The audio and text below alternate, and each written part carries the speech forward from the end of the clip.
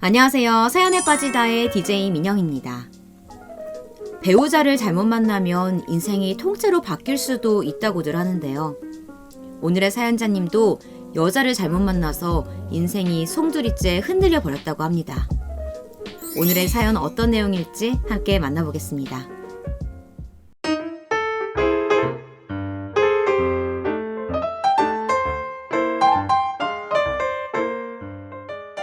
안녕하세요. 40대 남자입니다. 저는 중학생 딸을 혼자 키우고 있는 아빠입니다.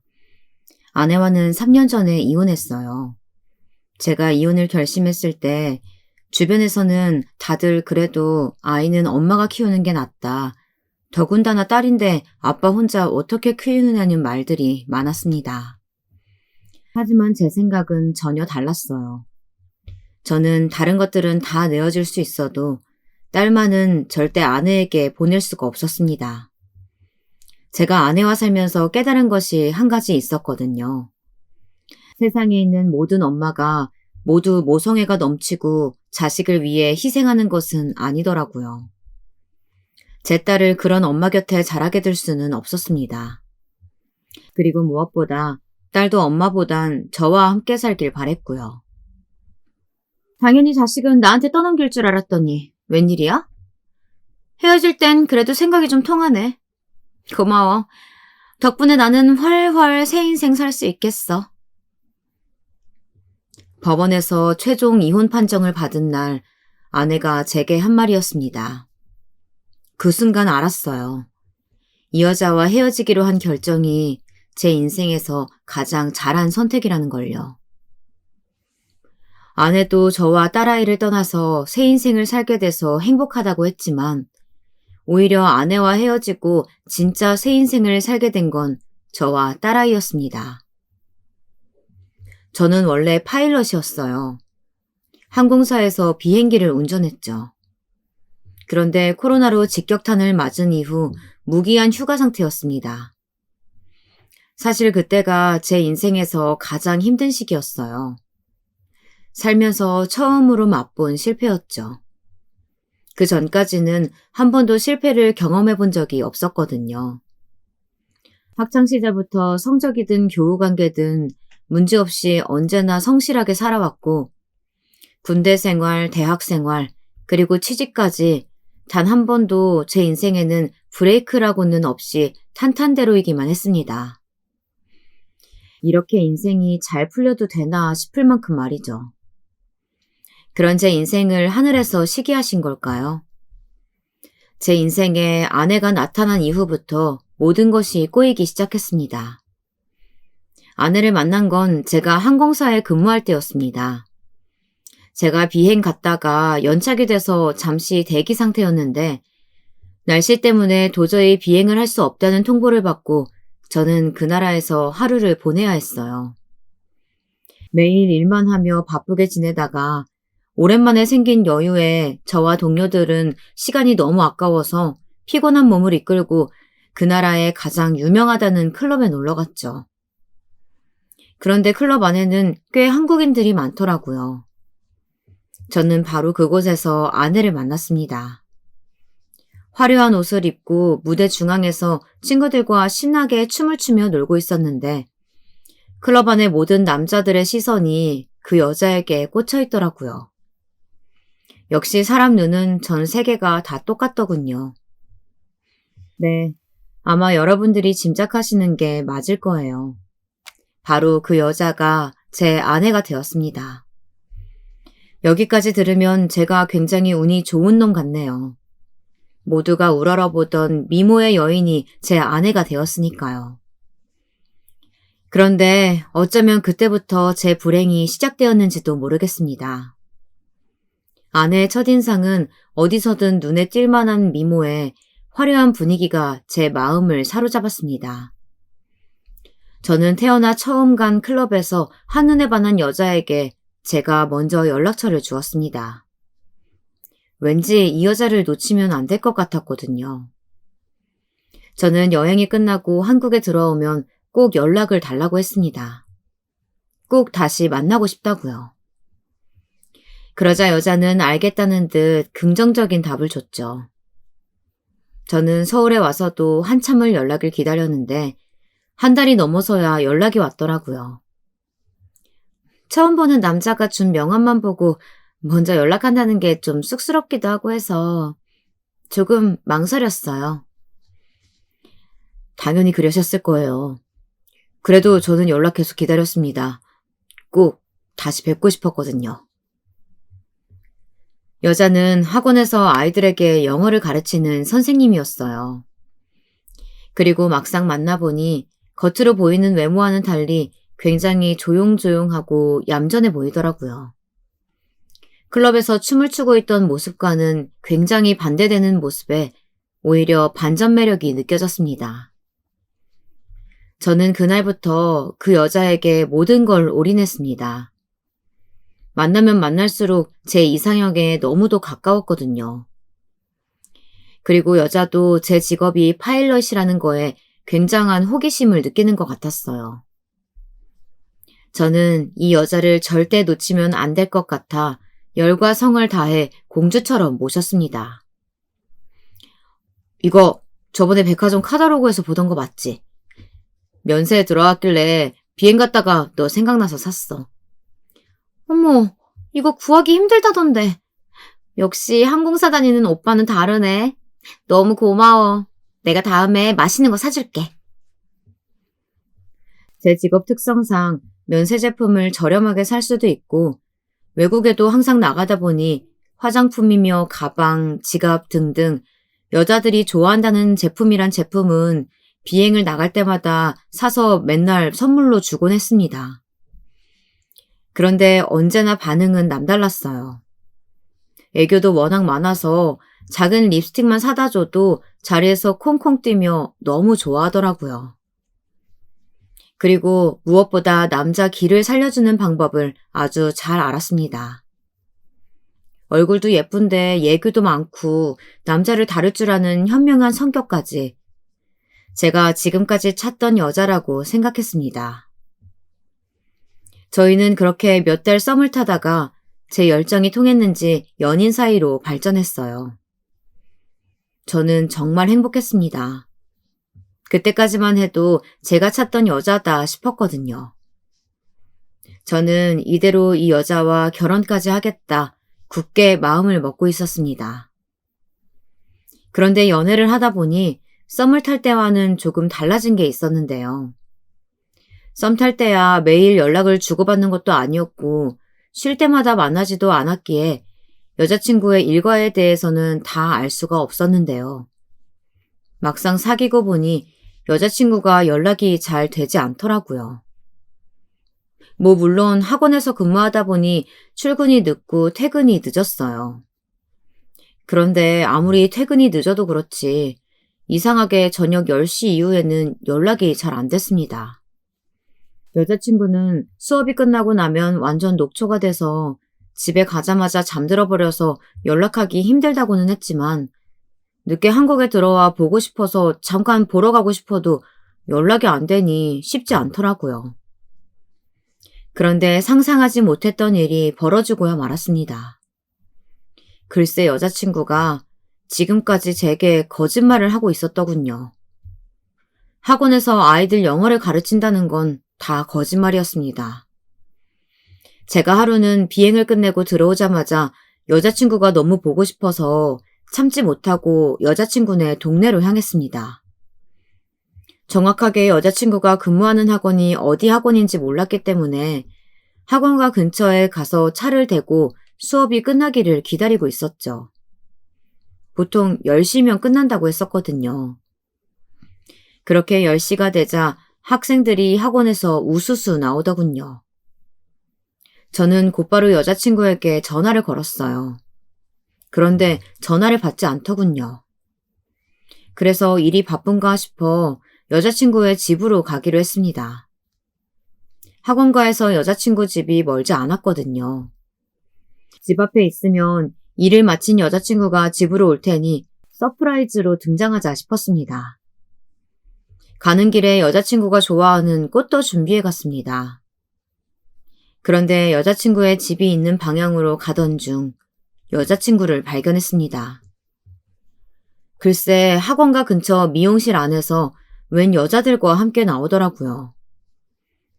근데 정말 제 여자친구가 맞나 싶어 눈을 비벼 다시 확인할 만큼 의상이 평소와 달랐습니다. 왜 흔히들 홀복이라고 그러죠? 술집에서 여자들이 입을 법한 그런 의상이요. 이 추운 날씨에 그걸 입고 말도 안 되게 높은 구두를 신고 나오더라고요. 저는 정말 제 여자친구가 맞나 한 번 더 얼굴을 확인했습니다. 그런데 분명 제 여자친구가 맞았어요. 그때였습니다. 여자친구는 제가 바로 뒤에 있는 것도 모르고 옆에 있는 여자들과 신나게 대화를 이어가더군요. 아, 오늘 진상 아저씨들 온다고 대낮부터 연락 왔어. 그 아저씨들 진짜 말 많은데. 일하러 가기 싫어 죽겠다. 그래도 어떡해. 너 이번에 집주인이 월세 또 올려달라고 했다며? 먹고 살려면 참고 버텨야지. 어쩌겠어? 그치. 근데 요즘은 남자들이 말이 너무 많아. 아주 화장실 갈 틈도 안 준다니까? 거기다가 아무리 생각해도 월세가 너무 비싸. 그렇다고 가게에서 먼 동네로 이사 갈 수도 없고. 저는 정말이지 말이 나오질 않아 간신히 여자친구에게 다가갔습니다. 정말로 저 여자가 제 여자친구가 맞기는 한지 믿을 수가 없어서요. 잠깐 대화를 들은 것만으로는 절대 영어 선생님들의 대화로는 들리지 않았으니까요. 자기야. 제 말소리에 고개를 돌린 여자친구는 제 모습을 보자마자 놀라서 그 자리에 얼어버렸더군요. 그리고는 여기 어떻게 왔냐면서 설마 자기 뒤를 캤냐며 오히려 적반하장으로 화를 내더군요. 저는 그때까지도 절대 제가 속았다고는 생각하지 않았어요. 분명 여자친구에게도 말하지 못한 사정이 있을 거라고 생각했어요. 자기야, 내가 지금은 출근해야 되니까 우선 집에 가 있어. 우리 집 비번 알지? 내가 금방 가서 다 설명할게. 여자친구는 잠깐 놀란 것 같더니만 금방 표정 관리를 하더니 옆에 있는 친구들 눈치를 보다 우선 제게 집에 먼저 가 있으랍니다. 그래도 여자친구의 이야기를 들어는 봐야 했으니 저는 여자친구의 말대로 여자친구의 집으로 가서 기다렸습니다. 그런데 제가 소파에서 깜빡 잠이 든 사이 여자친구가 들어오는 것 같더라고요. 시계를 확인하니까 글쎄 새벽 4시가 넘었더군요. 거기다가 여자친구의 온몸에서 술 냄새가 진동했습니다. 그 순간 알겠더라고요. 아, 내가 이 여자에게 반년을 넘게 속았구나 싶었습니다. 그런데 여자친구는 그런 몰골로 집에 들어와 겨우 한다는 소리가 지금은 너무 피곤해서 조금도 꼼짝 못하겠으니 내일 아침에나 이야기하자며 말을 돌리더라고요. 저는 제 눈으로 똑똑히 보면서도 이 상황이 믿기지 않았습니다. 우리 만난 지 벌써 반년이 넘었어. 근데 날 반년이나 넘게 속여놓고 넌 지금 잠이 오니?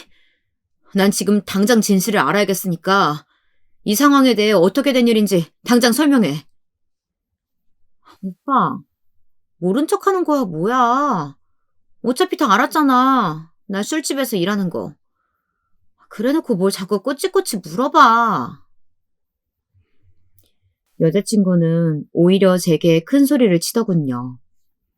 다 알았으면 그냥 집에 가지 뭐하러 기다리고 있었냐고 뻔뻔하게 굴면서요. 그리고는 자기는 말 많은 남자는 딱 질색이니 그냥 헤어지자네요. 저는 마음이 너무 아팠습니다. 저는 여자친구를 정말 진심으로 사랑했거든요. 결혼까지 생각할 만큼이요. 그런데 여자친구는 제대로 된 변명 한마디 하지 않고 이제 저 같은 건 필요 없으니 꺼지라며 방으로 들어가 버리더군요. 저는 그렇게 여자친구의 진짜 모습을 알게 되자 바보처럼 버림받고 말았습니다. 잘못을 한 건 그쪽인데 상처를 받은 건 저였어요. 시간이 지날수록 도대체 어디서부터 어디까지가 진실인지 알 수 없었습니다. 혹시 제게 관심도 없는데 제가 호구로는 아주 딱이다 싶어서 처음부터 저를 이용할 생각으로 접근한 것일까요? 저는 생각하면 생각할수록 점점 더 여자친구의 마음이 진심이 아니었을까봐 걱정되면서 우울해졌습니다. 그리고 그런 와중에 가장 이해가 되지 않았던 건 누구보다 바로 저였습니다. 여자친구에 대한 배신감에 화가 나면서도 한 번만이라도 다시 여자친구의 얼굴을 보고 제대로 이야기하고 싶다는 생각이 더 많이 들었거든요. 그런데 그런 제 마음이 통한 걸까요? 어느 날 갑자기 여자친구에게 연락이 왔더라고요. 아주 심각한 목소리를 하고 제게 꼭 할 말이 있다면서요. 저는 참 바보같이 여자친구에게 먼저 연락이 왔다는 사실만으로도 기분이 너무 좋았습니다. 반갑기까지 하더라고요. 아주 등신이 따로 없었죠. 그렇게 당하고도 저는 한달음에 여자친구를 만나러 달려갔습니다. 그런데 여자친구는 얼마나 울었는지 얼굴이 퉁퉁 부어있더라고요. 제가 등신이 확실한 게 그런 여자친구의 얼굴을 보니 마음이 아프더군요. 그런 제 걱정 어린 눈빛에 돌아온 여자친구의 대답은 제게 또 다른 충격을 안겨주었습니다. 얼굴이 왜 이렇게 안 좋아? 어디 아파? 아니면 무슨 일 생긴 거야? 나 병원 다녀왔어. 임신이래.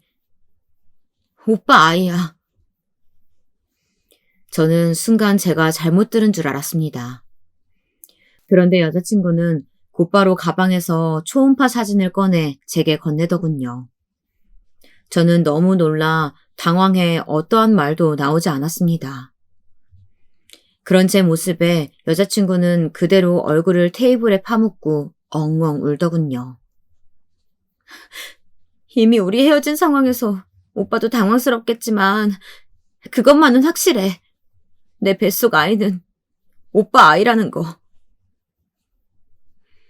여자친구는 눈물이 가득 담긴 눈동자로 제 얼굴을 보며 또박또박 말했습니다. 그리고는 제게 일절 설명도 없이 이별 통보를 하던 그날 일에 대해 사과를 하더군요. 제게 거짓말을 들켰다는 사실이 너무나도 쪽팔리고 민망해서 변명조차 할 수 없었대요. 그리고 그 이후로 여자친구도 죄책감에 시달리며 굉장히 힘들었답니다. 그런데 얼마 전부터 몸이 안 좋아서 병원에 갔는데 임신이라는 말까지 듣고 나니 여자친구는 더 힘들었다네요. 분명 자신이 하는 일까지 알게 된 상황에서 제가 아이를 인정해 줄 리 없었으니까요. 그래서 사실대로 말을 해야 하나 말아야 하나 고민했답니다. 그런데 그렇다고 아이 아빠가 버젓이 있는데 거짓말 한 번 한 걸 가지고 이 모든 상황을 자신이 다 책임질 수 없을 것 같아 고민 끝에 연락했다고 하네요. 남들이 들으면 제게 정신이 나갔다, 역시 호구가 맞다, 손가락질 할지도 모르지만 저는 여자친구의 말을 믿기로 했습니다. 사실 지금까지 만난 반년 동안 제가 여자친구에게 해준 것보다 여자친구에게 제가 받은 것이 훨씬 더 많다고 생각했거든요. 그리고 오빠가 오해하고 있을 것 같아서 말하는데 내가 오빠한테 술집이라고 하긴 했지만 일반적으로 사람들이 생각하는 몸이나 파는 그런 술집은 절대 아니야. 토킹바라고 고급 술 파는 술집에서 남자 손님들이랑 얘기도 좀 따로 해주고 서빙도 하고 그냥 그런 곳이야. 저는 사실 여자친구에게 이런 변명이라도 듣고 싶었는지도 모르겠습니다. 오히려 여자친구의 이야기를 듣고 나니 마음이 편안해지는 것 같았습니다. 사람들이 모두 다 손가락질하고 욕을 한데도 상관없었어요. 저는 여전히 제 여자친구를 사랑하고 있었거든요. 세상에 허물없는 사람이 어디 있나요? 요즘처럼 먹고 살기 힘든 상황에서 어린 나이에 철없이 돈만 보고 한 번쯤은 그런 실수도 할 수 있다고 생각했습니다. 그리고 사실 제가 이제 와서 이해하지 못하면 어쩌겠습니까? 제 아이를 임신한 사람인데요. 저는 여자친구에게 제가 책임지겠다고 단호하게 말했습니다. 결혼하자. 내가 다 책임질게. 그 순간에 저는 진심이었습니다. 반년 동안 제게 많은 용기와 위로가 되어주었던 여자친구와의 추억을 되새기며 여자친구의 지난 과거는 묻어두고 그때처럼 알콩달콩 잘 살면 된다고 생각했죠. 저는 그때부터 본격적으로 결혼 준비에 박차를 가했습니다. 여유를 부리고 고민할 시간조차 없었어요. 여자친구 뱃속 아이는 하루가 다르게 무럭무럭 자라났으니까요. 저는 우선 여자친구에게 하던 일부터 다 그만두라고 했습니다. 그리고 어머니와 주변 지인들에게 철저하게 거짓말을 했어요. 대부분 제 여자친구에 대해 영어 학원 선생님으로 알고 있었으니까요. 그리고 어머님께도 여자친구가 임신했는데 몸이 너무 약해서 무조건 쉬어야 할 것 같아 일을 그만두고 쉬고 있다고 둘러댔어요. 여자애가 조심성도 없이 결혼도 하기 전에 임신부터 한 것도 마음에 안 들어 죽겠는데 임신 전 했다고 일을 안 하려고 해? 병원에서 몸이 좀 약해서 아무래도 쉬는 게 좋겠다고 하더라고요. 엄마도 빨리 장가가라고 성화였잖아요. 결혼도 하고 애도 빨리 낳으면 좋죠 뭐. 난 너희 아버지 일찍 돌아가시고 너 혼자 키우면서 장사도 하고 다 했어. 암튼 요즘 애들은 약해도 너무 약하다니까. 어머니, 제가 너무 좋아하는 사람이에요. 그러니까 어머니도 무조건 예쁘게만 좀 봐주세요. 저는 그렇게 가슴이 끌리는 대로 끝까지 고집을 부려 결혼을 강행했습니다. 그리고 눈에 넣어도 아프지 않을 예쁜 딸아이를 품에 안았죠. 저는 딸아이를 품에 안은 순간 깨달았어요. 이게 진정한 행복이구나. 내가 이 순간을 위해 지금까지 달려온 것이었구나 싶을 만큼 그 정도로 딸아이는 너무 사랑스러웠고 보고만 있어도 제 인생의 의미를 찾는 것만 같았습니다. 그런데 저도 역시나 철이 없었나 봅니다. 결혼 생활을 너무도 만만하게 생각했어요. 주변의 다른 기혼자들이 말하듯 결혼은 현실인데 말이죠. 제 아내는 함께 살면 살수록 결혼 생활에 적합한 사람이 아니었습니다. 아이를 키우는 데 있어서도 부족함이 많은 사람이었어요. 다른 걸 다 떠나서 제가 가장 참아주기 힘들었던 건 바로 경제적인 부분이었습니다. 지금까지 정상적인 직장 생활이라고는 해본 적도 없었고 남자들 옆에 앉아 웃고 떠들며 큰돈을 쉽게 벌어만 봐서 그런지 돈에 대한 개념이 아예 없더라고요. 오빠, 이 동네에서 국산차 타는 사람 나밖에 없어. 그리고 이거 옛날에 오빠가 타던 차라 오래되기도 했잖아. 이참에 나 외제차 하나만 뽑아주면 안 돼? 오래되기는 이제 5년밖에 안 탔는데 내 차도 뽑은 지 얼마 안 돼서 새 차 뽑기는 아직 무리고 2, 3년만 더 타다가 그때 생각해보자. 아이를 낳고 나자 아내가 아무래도 아이를 데리고 다니기 힘들다며 차가 한 대 있으면 좋겠다고 해서 제가 타던 차를 주고 저는 출퇴근용으로 작은 경차를 한 대 샀습니다. 저로서는 아내가 아이를 데리고 다니는 경우가 더 많으니 경차보다는 큰 차가 나을 것 같아서 제 차를 준 거였어요. 그런데 아내는 제 차가 국산차에 연식도 오래됐다면서 창피하다고 매일 툴툴거렸습니다. 저는 사실 남자치고는 차에 대해 별로 관심이 없는 편이었어요. 아무리 그래도 회사 내에서 제 연차에 경차를 끌고 출근하는 사람은 아무도 없었죠. 저로서도 쉽지 않은 결정이었습니다. 저희 항공사에 근무하는 제 직장 동료들 대부분은 외제차를 끌고 다녔으니까요. 그런 상황에서 저라고 경차 끌고 다니고 싶었겠습니까? 그런데 지금 우리 집 사정에 사실 차 2대 굴리는 것도 쉬운 건 아니었어요. 결혼하면서 아내가 이제 아이도 생길 테니 집은 무조건 아파트에 살고 싶다고 해서 저는 영혼까지 끌어모아 대출을 받아 공항에서 멀지 않은 신도시에 집을 샀습니다. 그때도 사실 아내가 살고 싶다던 브랜드의 아파트가 따로 있었지만 거기까지는 제 연봉에는 아무래도 무리라서 지금 이사 온 아파트도 간신히 들어올 수 있었어요. 물론 대부분이 은행 대출로 살 수 있었지만 그래도 제 명의로 된 아파트라도 하나 생기고 나니 제가 진짜 가장이 된 것 같기는 하더라고요. 그러다 보니 혼자 벌어 대출이자에 생활비에 숨만 쉬어도 나가는 돈이 어마어마했습니다. 저는 아이와 셋이 어떻게든 살아보려 허리띠를 졸라보려고 했지만 아내 생각은 좀 달랐어요. 아내는 아가씨 때 쓰던 습관들이 있어서 그런지 굉장히 손이 컸습니다.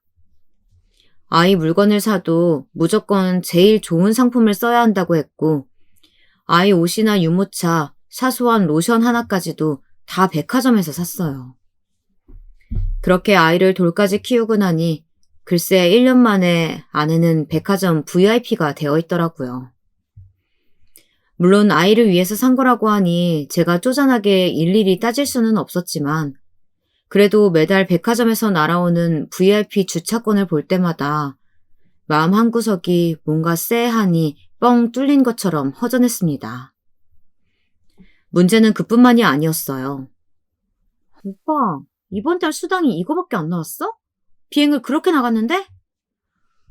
생각보다 별로 안 들어왔네. 그래도 우리 항공사에서는 내가 많이 받는 편이야. 왜? 또 생활비가 부족해서 그래? 내년에는 애 어린이집도 보내야 하고 새로 책도 좀 사려고 했는데.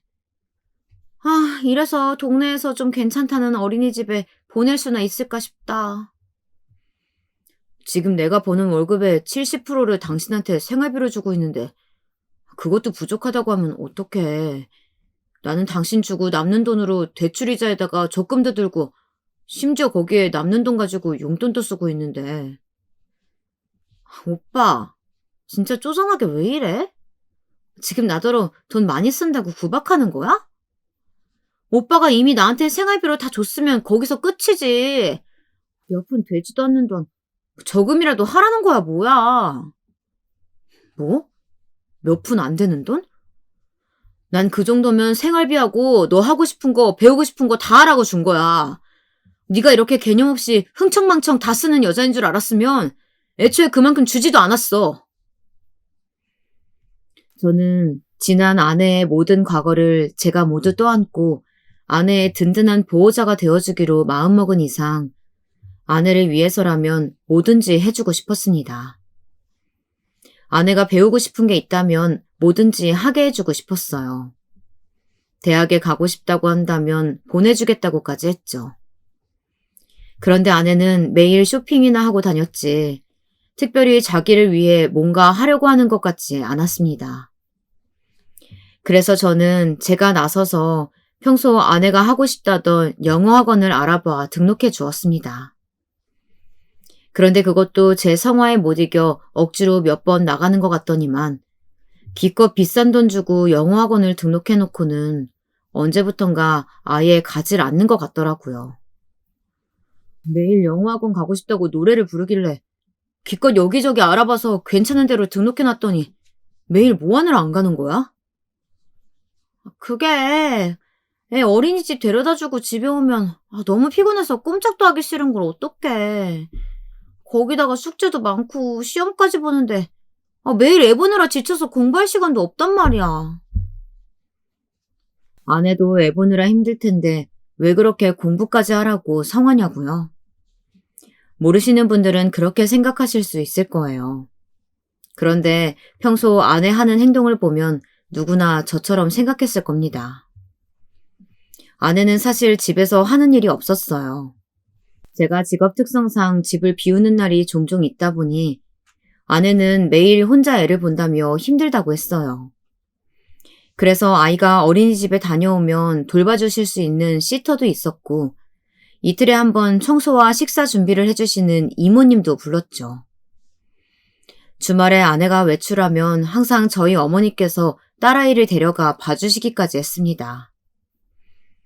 그래도 어쨌든 제가 집을 자주 비우다 보니 비행이 없는 날은 항상 제가 딸아이를 돌봤고요. 그동안 아내는 보통 친구들을 만나러 나갔습니다. 그런데 항상 친구들을 만나고 술 한잔 마시고 오면 아내는 뭐가 그렇게 불만인지 항상 제게 하소연을 했습니다. 애들은 좋겠더라. 자기가 번 돈 펑펑 써가면서 매일 여행도 가고 사고 싶은 것도 다 사고. 나도 놀고 싶다. 그래도 자기는 예쁜 딸도 있고 나처럼 든든한 남편도 있잖아. 뭐든 내가 다 도와줄 테니까 하고 싶은 거 있으면 언제든지 말해. 알았지? 나도 몇 년 더 돈 벌었으면 지금보단 나았을 텐데. 아, 하필이면 그때 애가 생겨가지고 진짜 내 팔자 왜 이 모양인지 몰라. 여보, 아무리 그래도 애 있는 데서 그런 소리를 하면 어떡해. 그리고 자기 팔자가 어때서. 그래도 애 봐주는 이모에 집안일 해주는 분까지 계신데 다른 엄마들보다야 훨씬 낫지. 그러니까. 그 엄마라는 역할이 너무 싫다고. 놔봐봐. 어디가 아줌마 같아? 내가 너무 아까워. 아까워 죽겠어. 집에서 애만 키우기엔 내가 너무 아깝다고. 알지. 자기가 어딜 봐서 아줌마야. 완전 잘 나가는 아가씨지. 지금은 좀 힘들어도 우리한테는 예쁜 아름이가 있잖아. 우리 아름이 얼른 키워놓고 나중에 나랑 매일 연애하는 것처럼 살자. 응? 몰라. 그때 그냥 애를 지웠어야 했어. 그랬으면 이렇게까지 힘들지는 않았을 텐데. 자기야, 그 얘기 다신 안 하기로 약속해놓고 자꾸 이럴 거야? 내가 당신 하고 싶은 거 뭐든지 다 해줄 테니까 제발 우리 아름이 낳은 거 후회한다는 말 좀 하지 마. 그런데 역시나 제 노력만으로는 결혼 생활을 유지하는 게 쉽지 않았습니다. 저는 딸아이가 자랄수록 제 인생에 딸아이의 존재가 점점 더 커졌어요. 제게 가장 소중한 존재가 됐습니다. 매일 툴툴거리고 뭘 해줘도 만족하지 못하는 아내보다 말이죠. 저는 점점 더 아내에게 실망하게 됐어요. 이렇게 말하면 안 되지만 아무리 봐도 아내는 아이를 사랑하는 것 같지 않았습니다. 아이가 어릴 때 울고 보채는 거야 당연한 건데 아내는 언제나 아이에게 짜증을 내고 소리를 질렀어요. 문제는 그뿐만이 아니었습니다. 제가 비행을 며칠씩 하면 애를 어린이집에 늦게까지 맡겨놓고 마음대로 놀다 온 적도 있었나 보더라고요. 한 번은 제가 외국에 있는데 어린이집에서 제게 전화가 왔더라고요. 어머니께서 아이를 데리러 올 시간이 훨씬 지났는데도 전화도 받지 않으시고 데리러 오시지도 않는다고요. 네? 그럴 리가 없는데. 아무래도 아내한테 뭔가 일이 생긴 것 같아요. 제가 지금 출장 중이라 한번 확인해보고 다시 전화 드리겠습니다. 저는 아내에게 당연히 뭔가 일이 생긴 거라고 생각했습니다. 그런데 제 말에 돌아온 어린이집 선생님의 이야기는 저를 또 한 번 놀라게 했어요. 저기 아버님, 사실은요. 어머님께서 이런 일이 처음이 아니세요. 툭하면 하원 시간이 돼도 오시질 않고 전화도 안 받으시다가 저녁이나 돼서 데리러 오시는데 그때마다 보면 항상 술에 취해서 오시는 경우가 종종 있으셨거든요. 어린이집 선생님께서는 아무래도 딸아이가 걱정된다면서 제게 전화를 하신 거더라고요. 저는 전혀 모르고 있었습니다. 주말에 가끔 제가 비행이 있어서 나가면 아내가 저희 어머니에게 아이를 맡기고 친구들을 만나 술을 마시고 들어와 어머니와 대판했다는 얘기는 익히 들어서 알고 있었지만 평일에 그것도 아이를 어린이집에 맡겨놓고 시도 때도 없이 술을 마시러 다닐 거라고는 생각지도 못했습니다. 어떻게 아이 엄마라는 사람이 선생님께 아이를 맡기고 술을 먹는단 말입니까? 그런데 아내는 역시나 아직도 정신을 못 차렸는지 주말에 저희 어머니 댁에 아이를 맡기고 또 술을 마시러 갔더라고요. 저는 퇴근하고 어머님 댁으로 오자마자 아내에게 전화를 해 지금 당장 어머니 댁으로 오라고 소리쳤습니다. 오늘은 무조건 아내의 정신 상태를 고쳐놓아야 한다고 생각했어요. 저는 방에 잠든 어머니와 딸을 뒤로하고 아내를 방으로 끌고 갔습니다. 내가 다시는 애 맡기고 술 마시러 다니지 말라고 했지. 내 말이 무서워? 당신은 몰라. 나처럼 자유롭게만 살다가 애한테 묶여서 아무것도 못하고 집에만 갇혀 사는 게 얼마나 힘든지. 꼭 감옥에 갇혀있는 것만 같다니까. 당신 매일 시토에 도우미 이모에 거기다 주말엔 우리 엄마까지. 당신 힘들까봐 애 하나 보는 것도 몇 사람이 붙어서 도와주고 있는데 언제까지 복에 겨운 소리만 하고 있을 거야? 뭐? 내가 복에 겨웠다고? 당신 어머니가 애를 봐주긴 뭘 봐줘. 맨날 봐주신다고 해서 오면 맨날 잔소리만 하고 싫은 소리만 하시는데 내가 같이 있고 싶겠어? 차라리 술이라도 마시러 나가는 게 속 편하지. 아내와는 전혀 말이 통하지 않았습니다. 아내는 무조건 너무 힘들다, 외롭다고만 했어요. 친구들은 너무 자유로운데 자신만 무슨 족쇄를 차고 있는 것만 같다면서 너무 힘들다네요. 우리 엄마도 혼자 평생 일하면서 나까지 잘만 키우셨어. 근데 당신은 집안일도 안 하고 애도 못 키우겠다고 하면 도대체 뭘 하겠다는 건데? 당신이 엄마로서 자격이 있어? 지금 나랑 어머니랑 비교하는 거야? 내가 어머니랑 같아? 어머니는 팔자가 드세니까 일찌감치 과부 되신 거잖아. 그럼 당연히 그렇게 사셔야지. 어디 비교할 게 없어서 과부 어머니랑 나를 비교해. 너 지금 말 다 했니? 너 지금 그게 혼자 사는 시애미한테 할 소리니?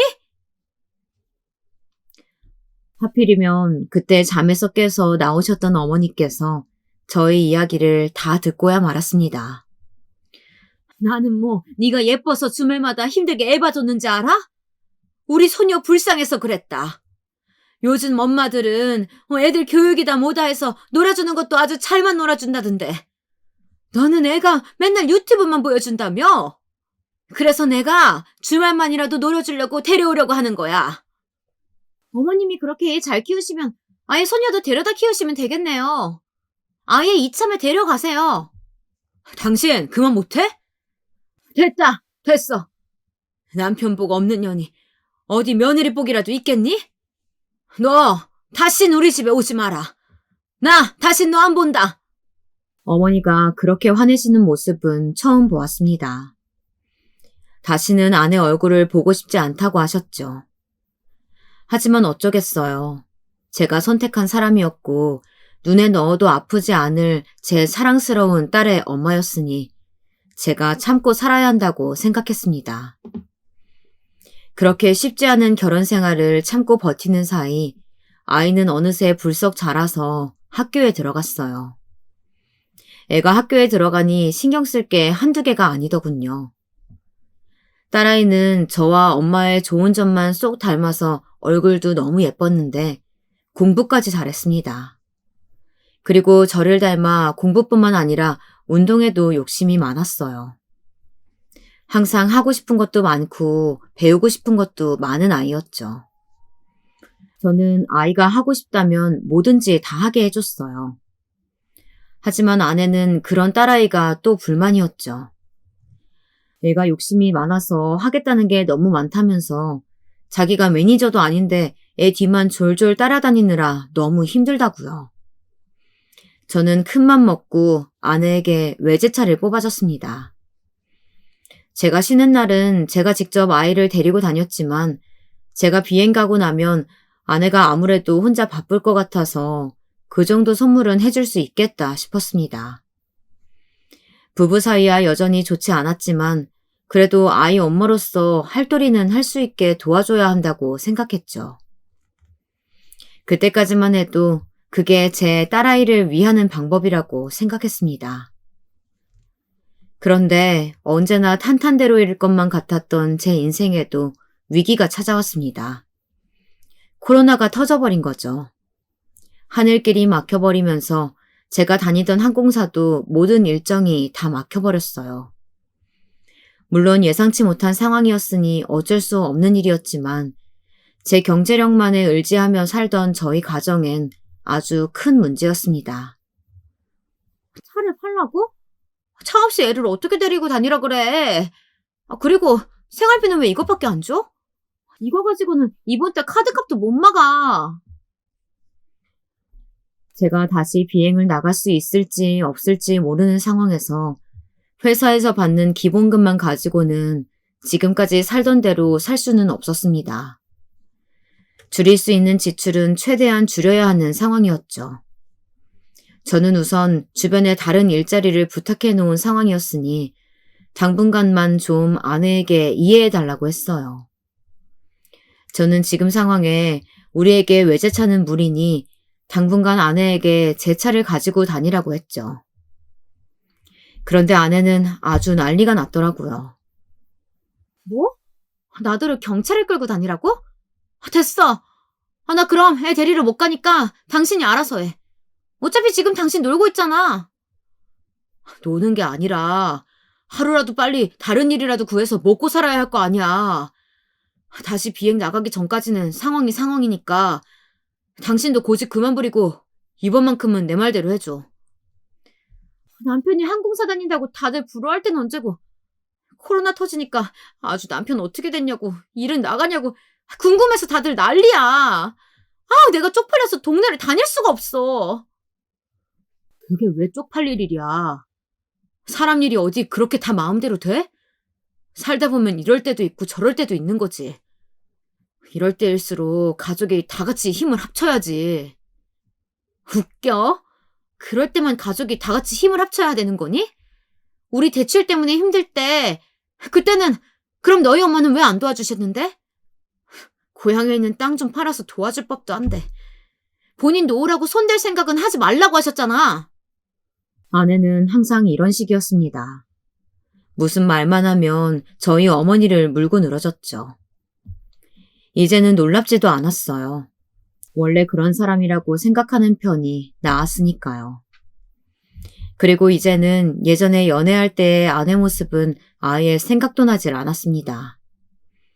그때는 언제나 제 편이었고 저를 위해서 위로해주는 사람이었거든요. 정말 그때와 같은 사람인지 믿어지질 않았습니다. 그런데 그런 고민을 할 새도 없이 저는 가장이었으니 어떻게든 살아야 했습니다. 낮에는 같은 항공사에 다니던 동료가 택배일을 시작해서 도와주러 나가고 오후에는 오토바이를 중고로 사서 배달 일을 시작했습니다.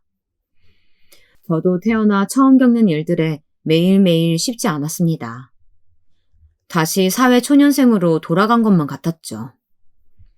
하루 종일 사람에게 시달리고 몸은 몸대로 고되게 일했지만 버는 돈은 그 전에 절반밖에 되질 않았습니다. 저는 통장에 남은 잔액을 볼 때마다 한숨이 절로 나왔어요. 그런데 그날 밤 제가 온몸이 땀에 절러 집에 들어가니 딸아이가 그때까지도 안 자고 저를 기다리고 있더라고요. 그리고는 제게 다가와서 꼭 안아주더라고요. 아빠, 나 아빠 닮아서 머리 좋은 거 알지? 혼자서도 충분히 공부할 수 있어. 그러니까 학원 안 다녀도 돼. 그러니까 아빠 항공사 그만두지 말고 버텨. 분명 금방 다시 아빠가 좋아하는 비행기 운전 할 수 있을 거니까. 나도 최대한 돈 아끼고 아빠 힘들지 않게 할게. 알았지? 저는 딸을 꼭 껴안았습니다. 역시 딸밖에 없더라고요. 바로 이 말이 제가 누군가에게 듣고 싶었던 말이었던 것 같아요. 조금만 참고 버텨라. 다시 하늘을 날 수 있는 날이 금방 올 거다. 저는 딸아이를 재우고 잠이 든 딸아이의 얼굴을 오랫동안 바라보았습니다. 내 자식이지만 너무 예쁘고 사랑스럽더라고요. 다시 한번 힘을 내보자 싶었습니다. 이 아이를 위해서라면 못할 일이 없으니까요. 그런데 간신히 버티며 살아보려던 저를 아내가 또 이성을 잃게 만드는 사건이 벌어졌습니다. 어느 날 집에 들어가 보니 식탁 위에 웬 고지서가 잔뜩 올려져 있더라고요. 다름 아닌 아파트 관리비와 도시가스 미납 고지서였어요. 벌써 3달씩이나 밀렸더라고요. 저는 분명 아내에게 생활비를 줬습니다. 그 전만큼은 아니어도 그래도 공과금과 카드값을 낼 정도는 다 줬어요. 그런데 3달이나 미납이 되었다는 사실은 이해할 수 없었습니다. 저는 곧바로 아내를 불러 물었습니다. 이게 뭐냐고요. 그런데 아내에게 돌아온 대답은 이 여자가 정말 나를 시험하나 라는 생각이 들 정도로 화가 났습니다. 사실은 내가 몇 달 전에 백화점에 예약해놓은 신상 가방이 하나 있었거든. 딱 우리나라에 5개만 들어온 건데 그게 하필이면 몇 달 전에 딱 들어왔다는 거야. 그래서 샀지. 그걸 생활비로 샀다는 거야? 내가 공과금 내라고 준 생활비를 가지고? 1년 전부터 예약해놨는데 그럼 어떡해. 내가 진짜 너무 갖고 싶었던 거란 말이야. 저는 너무나도 화가 났습니다. 제가 지금까지 한 번도 말은 하지 않았지만 제 아내의 드레스룸에는 셀 수 없을 만큼의 많은 명품이 있었습니다. 물론 결혼 전에 본인이 토킹바인지 뭔지 아는 그 술집에서 일해서 번 돈으로 산 것들도 많았고 제가 지금까지 사준 것도 엄청 많았죠. 물론 그뿐만 아니라 제가 준 생활비 절반은 명품에 들어갔다 해도 과언이 아니었어요. 저는 더는 참을 수가 없었습니다. 제가 지금까지 아내가 예뻐서 참고 이해하고 있었던 것이 아니었거든요. 오로지 제 딸아이를 위해 참고 있었던 것입니다. 아이에게 엄마는 무엇보다 중요한 존재였으니까요. 그런데 더는 안 되겠더군요. 저도 참을 만큼 참았습니다. 너 정말 제정신이야? 더는 안 되겠어. 너 지금 당장 내가 준 생활비로 산 백들 다 내놔. 다 갖다가 팔아버릴 거니까. 뭐? 당신이야말로 미쳤어? 이걸 내가 어떻게 모은 건데 팔기를. 나는 절대 못 팔아. 저는 농담이 아니었습니다. 저는 한다면 하는 사람이었어요.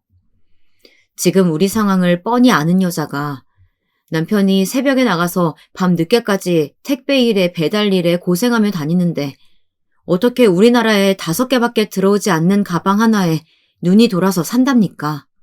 어떻게 딸아이보다 못하냐고요. 웃기지 마. 나도 더는 네 정신 나간 짓 이해해줄 생각 없어. 지금 당장 가방 박스에 다 담아. 안 팔겠다고 우기면 앞으로 생활비 일절 없어. 당신 진짜 쓰레기처럼 이럴 거야? 그깟 몇 푼 가지고 사람을 이렇게 바보 만들어? 저는 더는 아내의 말을 듣고 싶지도 않았습니다. 저는 다 무시하고 박스에 담은 명품 가방들을 중고 매장에 다 팔아버렸어요. 물론 아내는 울고불고 난리가 났죠. 하지만 이제 더는 좋게 넘어가 줄 수가 없었습니다. 저는 그 돈으로 밀린 공과금을 다 내고 딸아이의 올 한 해 학원비를 몽땅 다 미리 내버렸습니다. 아내가 찍소리하지 못하도록요. 그런데 아내는 반성의 기미조차 보이지 않았어요. 오히려 저를 없는 사람 취급하며 무시했죠. 밥도 차려주지 않고 빨래도 해놓지 않더군요. 상관없었습니다. 그 정도밖에 되지 않는 여자란 걸 이미 너무 잘 알고 있었으니 더는 실망감도 생기질 않더군요. 저는 아무리 힘들어도 아이에게만은 그런 점을 느끼게 하고 싶지 않아 쉬는 날이면 아이와 함께 제 경차를 타고 산이며 강이며 여행을 다녔습니다. 비싼 음식을 먹고 좋은 호텔에 가는 건 아니었지만 딸아이가 좋아하는 달리기도 함께하고 낚시도 가르쳐주며 우리는 언제나 뜻깊은 시간을 보냈어요. 그럴 때마다 아내에게 함께 가자고도 해봤지만 아내는 역시나 거절하더군요. 하긴 본인이 그렇게나 싫어하고 쪽팔려 하는 경차를 타고 어디가 됐든 가고 싶지 않았을 테니까요. 그런데 제가 딸아이와 시간을 보내던 그 사이 아내는 무시무시한 계획을 짜고 있었더군요. 글쎄, 여행에서 돌아온 제게 이혼 서류를 들이밀었어요. 저는 기가 찼죠. 당연히 저도 지금까지 이혼하고 싶었던 순간이 수도 없이 많았지만 저는 딸아이를 보며 참았는데 역시나 모성애란 없는 여자는 다르다 싶었습니다. 뭐야, 이제 내가 돈도 못 벌고 쓸모 없어지니까 또 나를 버리는 거야? 알잖아. 내가 아무리 당신보다 능력 없고 배운 건 없어도 미모 하나는 아직 그대로인 거.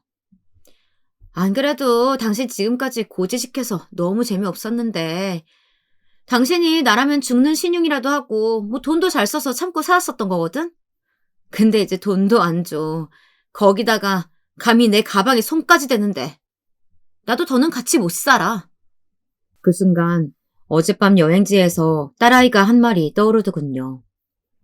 제게 엄마와 이혼하고 싶으면 이혼하라던 딸의 말이요. 저는 어떻게 딸이 그런 말을 하냐. 엄마가 아무리 철이 없어도 엄만데 그러면 안 되는 거다. 딸을 혼냈지만 딸은 진심으로 제 걱정이 돼서 하는 말이래요. 딸이 우연히 엄마 휴대폰을 봤는데 엄마가 친구들을 만날 때마다 아가씨인 척 클럽에도 가고 술도 먹는 것 같다면서 제가 불쌍하다고 하더라고요. 저는 정말이지 제 아내가 싫었습니다.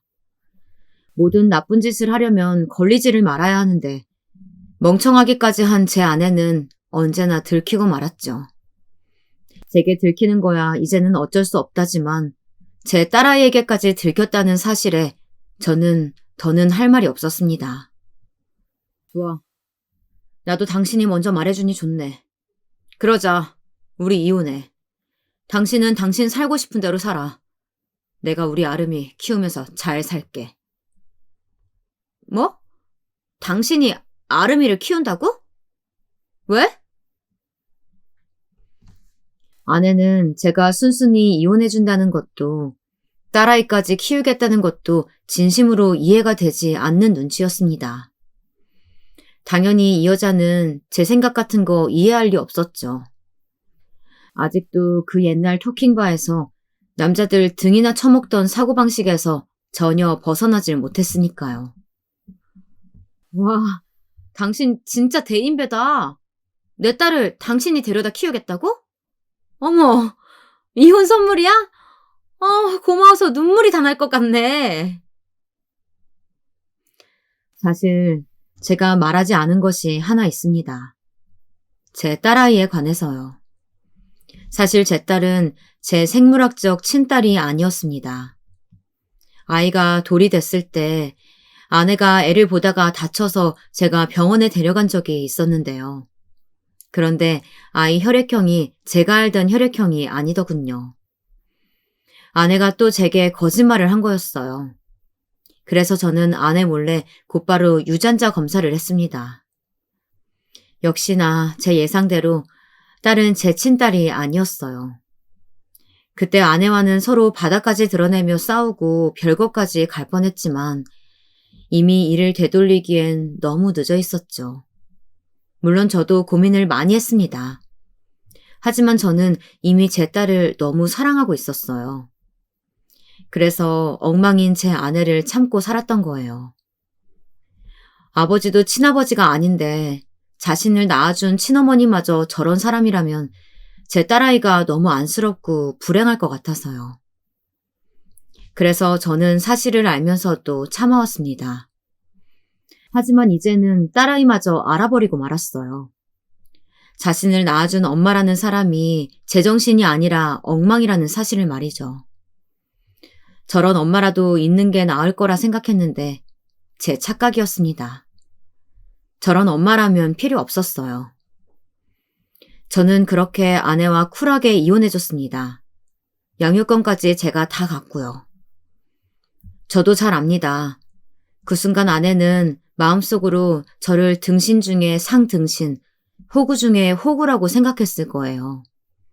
지 자식도 아닌데 양육권을 가져간 멍청한 새끼라고요. 상관없었습니다. 그 여자에게 받은 것 중 가장 큰 선물이 바로 제 딸이었으니까요. 저와 딸아이는 이혼 후에도 행복하게 살았습니다. 이혼하고 지난 3년 동안 딸아이는 역시나 제 예상대로 어느 것 하나 부족한 것 없이 바르고 사랑스러운 아이로 자랐습니다. 중학교에 들어가서는 내내 전교 1등을 놓치지 않았고 운동까지 잘해서 친구들에게 인기도 아주 많았어요. 주말이면 매일 친구들을 초대해 저와 함께 영화도 보고 집에서 파자마 파티를 열기도 했죠.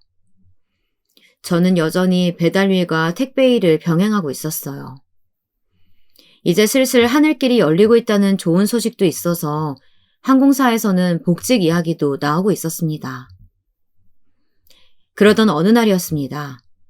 제가 아파트로 치킨 배달을 갔는데 아주 익숙한 여자가 문을 열고 나오더군요. 네, 바로 제 전 아내였습니다. 저는 요즘 너무 행복해서 그런지 아내 얼굴을 보고도 별 느낌이 없었어요. 심지어 반가운 마음마저 들더라고요. 재혼했다는 얘기는 들었는데 여기 사는 줄은 몰랐네. 맞아. 여기 아파트 기억하지? 우리 결혼할 때도 내가 살고 싶다고 그렇게 말했었는데 당신 능력 안 돼서 못 샀었잖아. 근데 재혼한 남편은 완전 능력자라. 내가 말하자마자 바로 사주더라고. 다행이네. 저번에 아름이랑 같이 봤을 때는 얼굴이 너무 안 좋아서 걱정됐었는데 다행히 잘 사는 것 같아 보여서 마음 놓이네. 몇 개월 전 아이의 접견일이라 아이를 아내에게 데려다 줬었는데 갑자기 제게도 저녁을 먹고 가라고 해서 오랜만에 함께 저녁도 먹고 와인도 한잔 했었습니다. 그런데 그날은 내내 남자친구와 싸웠다며 제게 하소연을 하길래 금방 헤어지겠구나 싶었는데 재혼까지 했으니 다행이다 싶었습니다. 그때였습니다. 현관에서 인기척이 나니 집 안에 있던 아내의 재혼남이 나오더라고요. 아, 전 남편분? 처음 뵙겠습니다. 안 그래도 한번 뵙고 싶었는데 딸아이 혼자 키우신다고요? 대단하십니다. 사실은 저희도 아이가 생겼어요. 그래서 바쁘게 식부터 올리느라 전 남편분과 딸아이에게도 인사하고 싶었는데 기회가 아직 없었네요. 딸아이에게도 동생이 생겼다고 꼭 전해주세요. 한번 놀러 오라고요. 아, 아이가 생기셨구나. 그렇군요. 축하합니다. 저는 그래도 아내가 자신이 원하는 대로 좋은 집에서 잘 사는 것 같아 응원하며 돌아서라고 했습니다. 그런데 그 순간 아내가 또 저를 도발하더군요. 당신도 나처럼 좀 잘 살아. 아직도 배달이나 하면 어떡해. 그래서 내 딸내미 나중에 대학이라도 보내겠어? 저는 아내의 멍청함에 혀를 내둘렀습니다. 역시 아직도 뭘 모르더군요. 자신이 건드려서 좋을 게 없는 상황이라는 걸 아직도 판단하지 못하는 것 같았어요. 저는 정말 좋게 돌아설 생각이었습니다. 그런데 순간 그런 생각이 들더라고요. 또 저 같은 피해자를 만들어서는 안 되겠다. 저는 그대로 아내의 재혼남에게 다가가 귓속말을 소곤거렸습니다. 그런데 재혼남이 저와는 달리 꽤 성질이 있더군요. 제 말을 듣자마자 대번에 아내의 뺨을 세게 내리쳤습니다.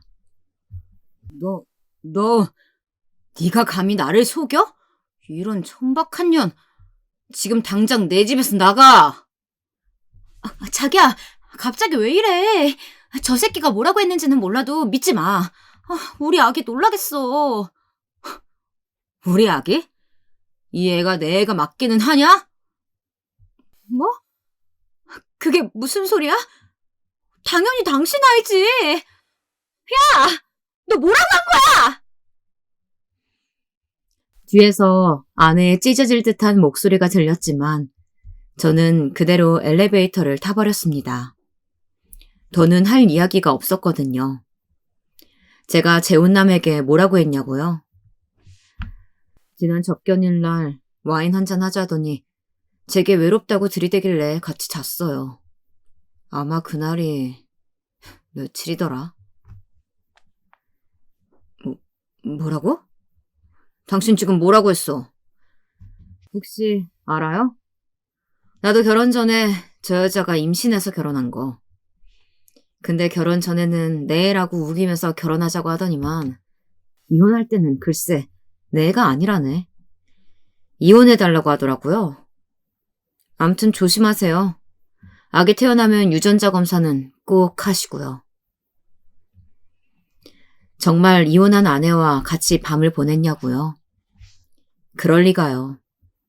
제가 미쳤다고 그 여자랑 그랬겠어요. 저는 그날 10시도 안 돼서 딸아이와 집으로 돌아왔습니다. 그런데 재훈남에게 왜 그런 소리를 했냐고요? 저도 한 번은 꼭 아내에게 거짓말을 해보고 싶었습니다. 인생을 통째로 뒤흔들 만큼의 커다란 거짓말을요. 마침 좋은 기회라 놓칠 수가 없었어요. 지금까지 제가 당한 거에 비하면 이 정도는 사실 거짓말도 아니었죠. 아마 앞으로 뱃속 아이가 태어날 때까지 제 아내는 피가 바짝바짝 마를 거예요. 그리고 아이가 태어나 재혼남의 아임이 사실대로 밝혀지더라도 행복하게만은 살 수 없겠죠. 재혼남은 평생 아내를 의심하며 살 테니까요. 오늘은 날씨도 좋고 속이 다 개운하네요. 가는 길에 치킨 한 마리 사서 딸아이랑 사이좋게 나눠 먹어야겠습니다.